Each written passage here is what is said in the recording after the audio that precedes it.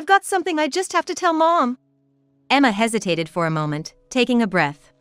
But then, as if she'd made up her mind, she began speaking with force. I'm sorry. I can't do it anymore. Paying $5,000 a month for your husband's care is just too much for me. I've reached my limit, she said, tears streaming down her face. I couldn't understand what Emma was saying. $5,000 a month for care? What are you talking about?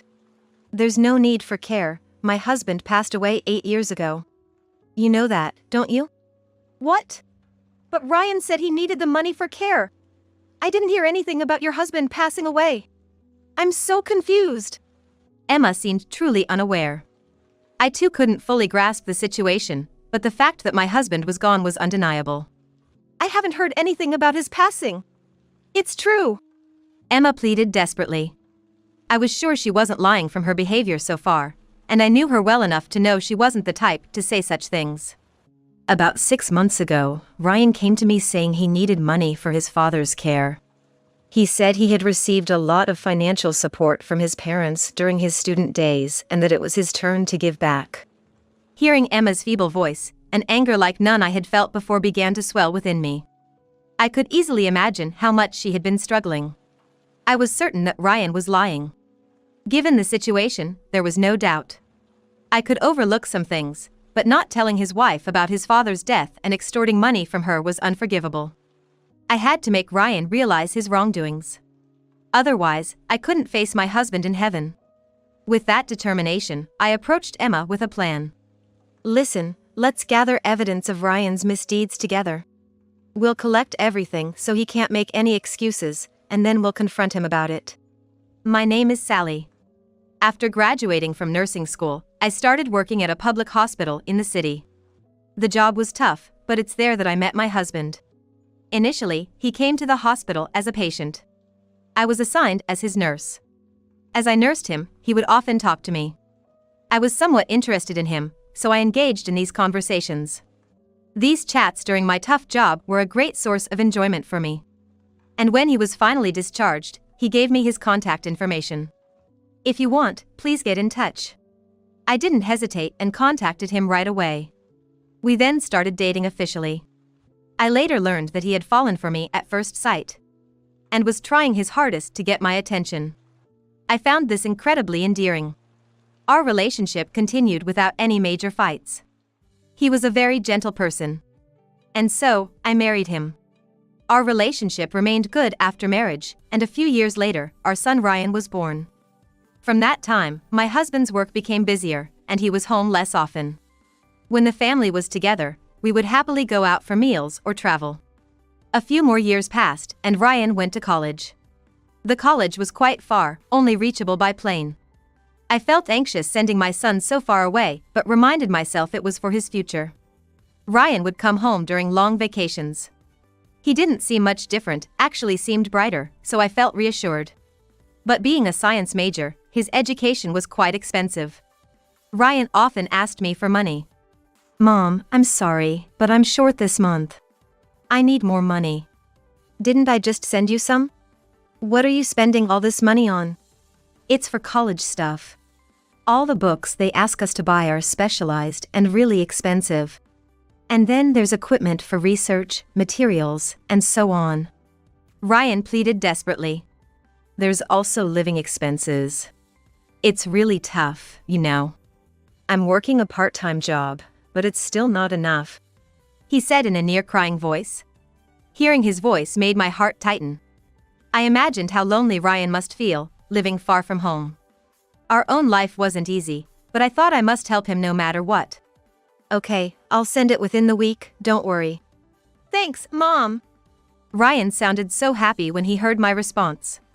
Just hearing that made me feel inexplicably happy. This continued until Ryan graduated from college.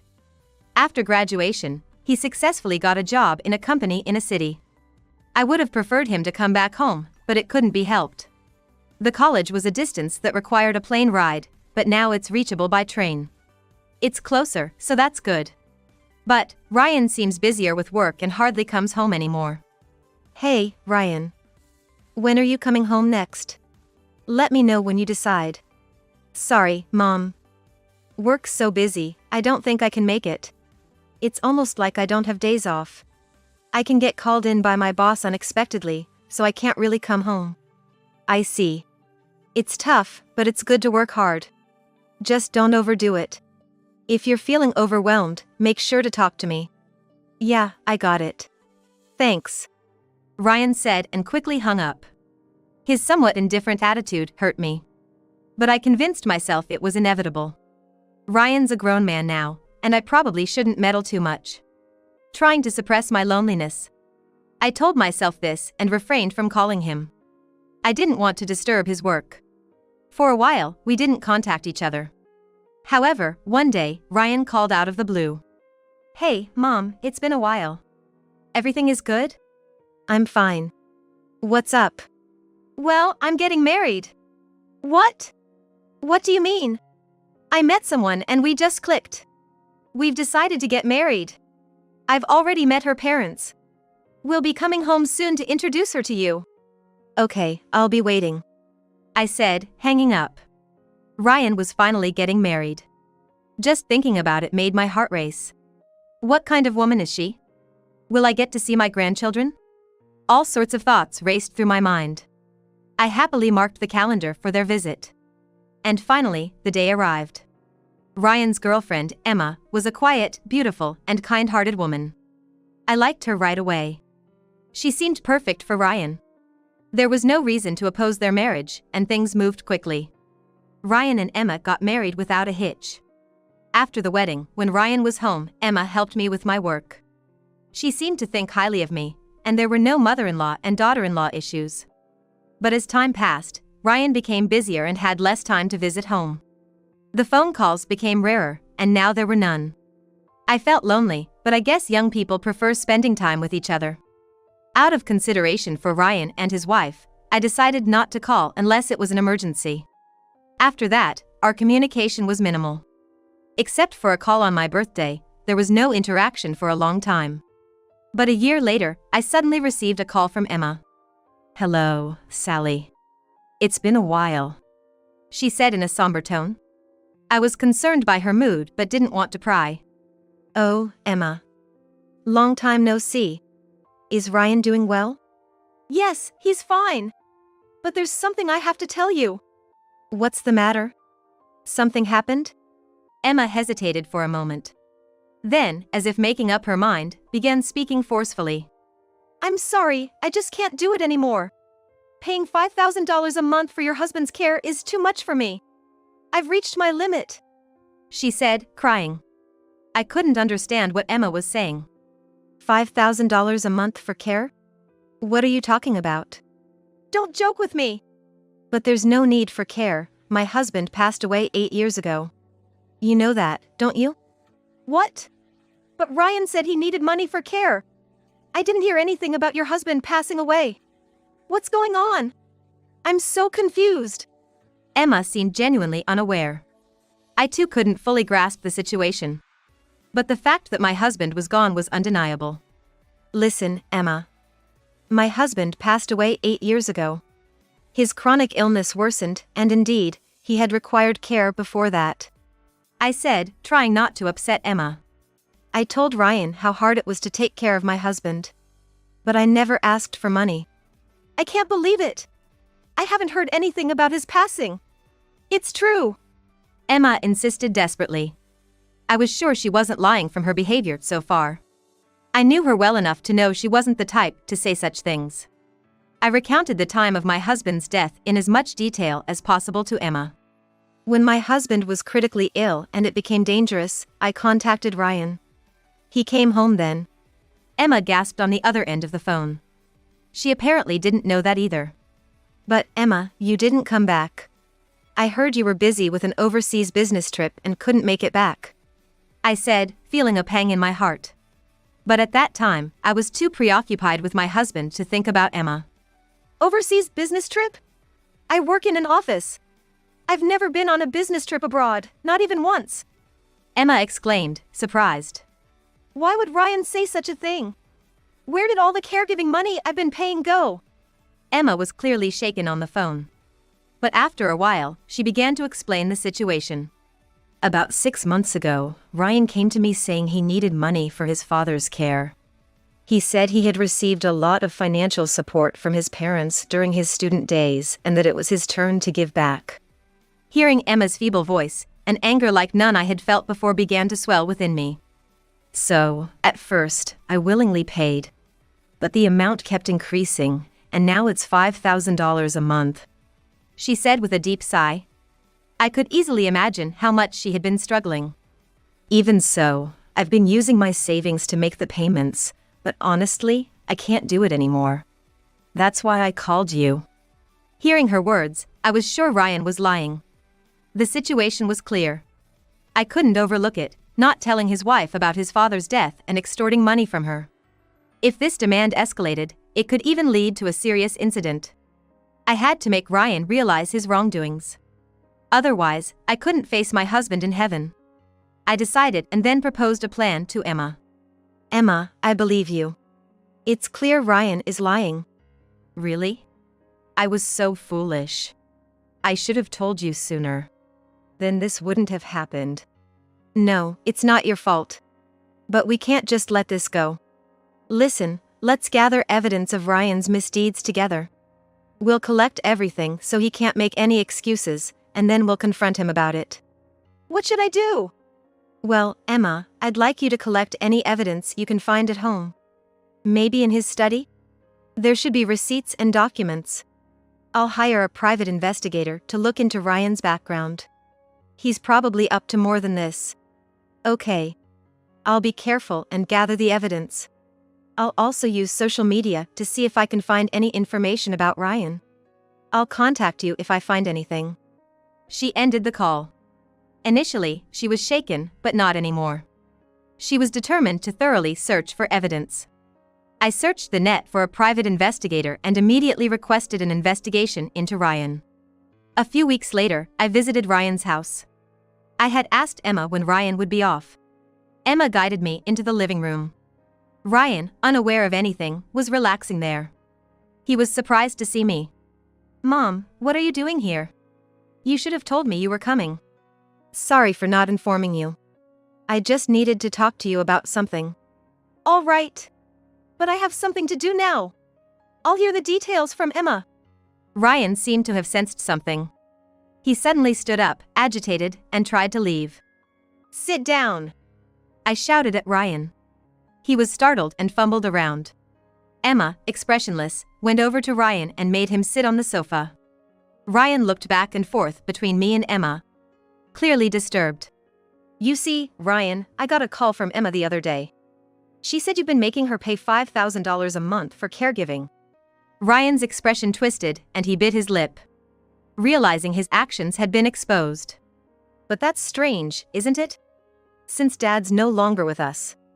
Whose caregiving costs are these? Tell me. Ryan didn't answer for a while. He looked down, scratching his head. No answer? Then I'll change my question. Emma didn't know about Dad's death. Emma watched Ryan with cold eyes. You said she couldn't come because she was on an overseas business trip, right?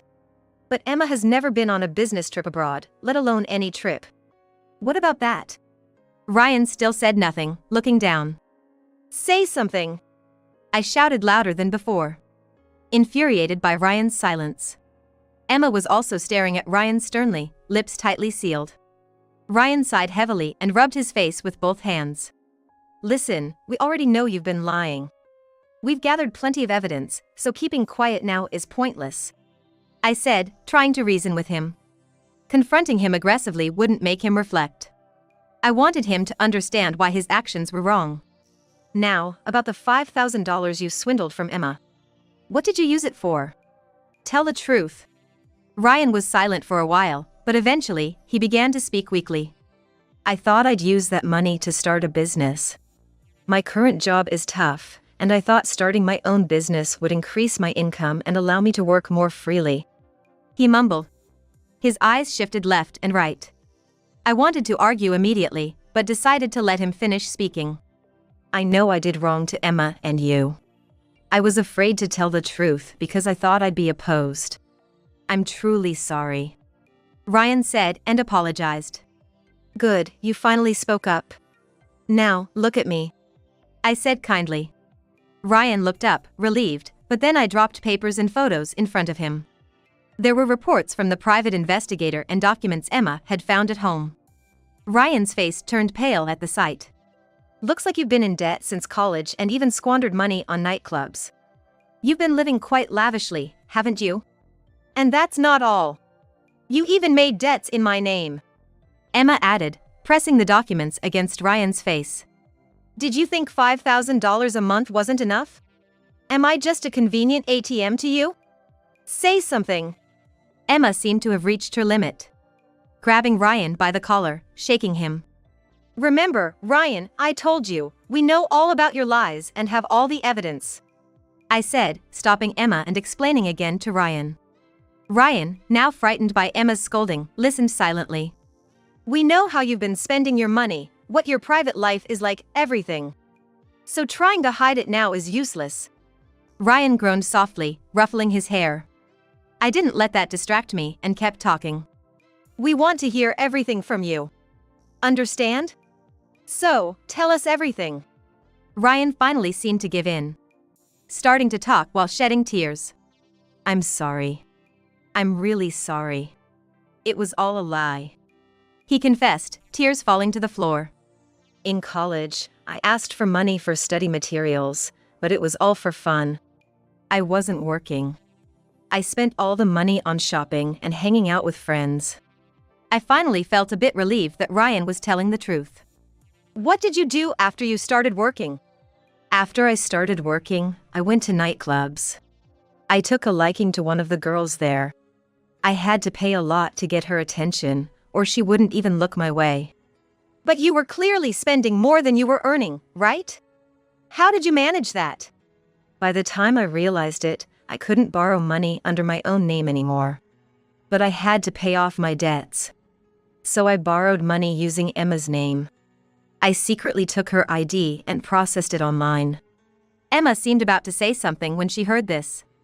But I gestured to her to wait. I had decided to let Ryan confess everything first. I had no other choice. But that failed too, so I started swindling money from Emma under the guise of caregiving costs. I'm really sorry. Ryan then broke down, crying loudly like a child. But the ones who should be crying are Emma and I. I exchanged a look with Emma and sighed heavily. Ryan's pitiful state seemed to have dampened her spirit to reprimand him. After sobbing for a while, Ryan apologized again. I'm truly sorry. I deeply regret my actions. I won't do the same thing again. I swear it here. I'll definitely repay the money. Please forgive me. Ryan begged. But his words were hard to trust. He had been deceiving those close to him all along. It was obvious that he would repeat the same mistakes even if forgiven. Ryan, it's over. I can't trust a word you say. We never intended to forgive you from the start. But this isn't the end. Be prepared. An hour later, someone knocked at the door. Emma went to answer it. Ryan watched her nervously. The women who came in with Emma. Seeing their faces, Ryan gasped in shock. Ryan, you know these women, right? They're all your ex-girlfriends. You can't say you've forgotten them. You were their gigolo, weren't you? Emma glared at Ryan as she spoke coldly. How? Why are all of them here? We found out from Sally's investigation that you were gigoloing these women. I contacted them through social media to apologize, saying I wanted to sincerely express my regret. Despair filled Ryan's eyes, realizing what was about to unfold. Then the word spread. Thanks to that, all your ex-girlfriends came to support me. Now, ladies, please speak your hearts out. Emma's words were the cue to start. His ex-girlfriends began exposing Ryan's misdeeds. Ryan, red-faced, endured the barrage silently. Listening to them, I felt ashamed. How did my son end up like this? Where did I go wrong in raising him? Hearing the revelations, I felt so embarrassed that I wished I could just disappear into a hole. After the revelations, Emma placed a divorce paper on the table. Ryan, I can no longer live with you. Please sign here and now. Also, write a pledge to pay alimony and repay the loans you took without my knowledge. No, wait. Emma, let's calm down. This isn't right. I'll really change. Please reconsider. I can't make it without you. Ryan pleaded pathetically, but his ex-girlfriends collectively scolded him for his antics. There was no one on Ryan's side in the room. Eventually, Ryan reluctantly agreed to their divorce and wrote a pledge to comply with Emma's demands. After finishing, he turned to me, tears streaming, begging for help. Mom, I'm really sorry. This is my last selfish request. Please help me repay the money. I realize I did terrible things by deceiving everyone. But I can't handle this alone. Please. Sally, you don't need to help this man. Just leave him be. I stared deeply into Ryan's eyes, recalling all the memories we shared. The warmth of holding him for the first time, the happy days spent with him and my husband, the sadness of sending him off to college. All these memories felt like they happened just yesterday. No matter how bad he was, he's still my irreplaceable son. All right, Ryan. No matter what you've done, you're still my precious son. Ryan's eyes lit up with joy at my words. I don't think I'm entirely blameless. Maybe I made you feel lonely without realizing it. I spoke, feeling truly sorry for Ryan in my heart. So, I'll take responsibility. I'll take care of you till the end. I promise. Thank you, Mom. Really, thank you. Ryan clutched my hands, crying. That's when it happened. Someone visited again, and Emma went to answer it. Several well-built men in suits entered the living room.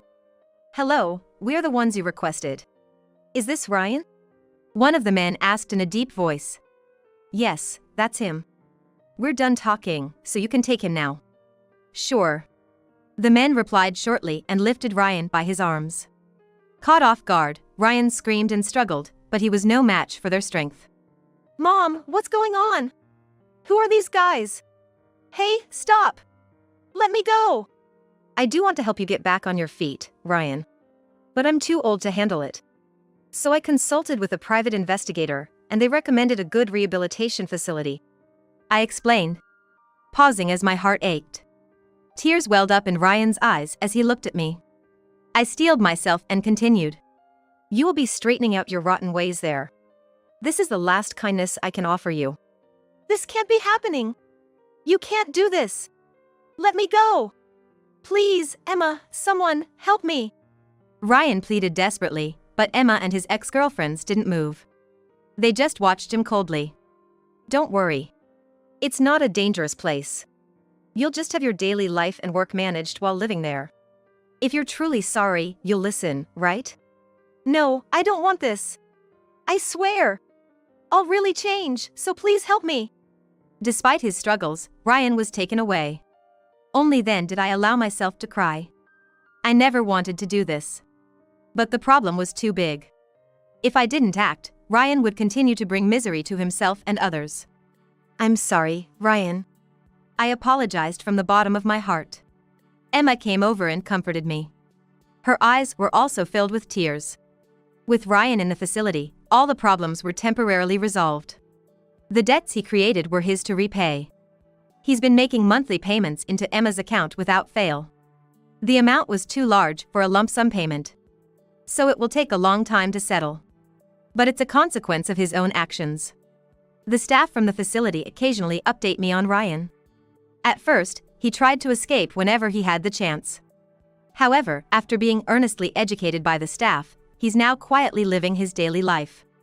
I hope he truly reforms from the heart. Since then, Emma has been living alone.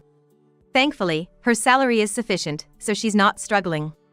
I feel deeply sorry for what happened. Emma could have been dragged into a life-altering situation due to a debt she knew nothing about. I can't apologize enough to her. But Emma doesn't seem to hold anything against me. To her, the fault lies solely with Ryan, not me. In fact, Emma still visits my house every few months. Mainly for tourism, but she brings various souvenirs, chats, and helps with household chores. Our relationship as in-laws may have ended, but it feels like we've grown closer. For me, who lost my husband and sent my son to a facility, Emma's visits are a great joy.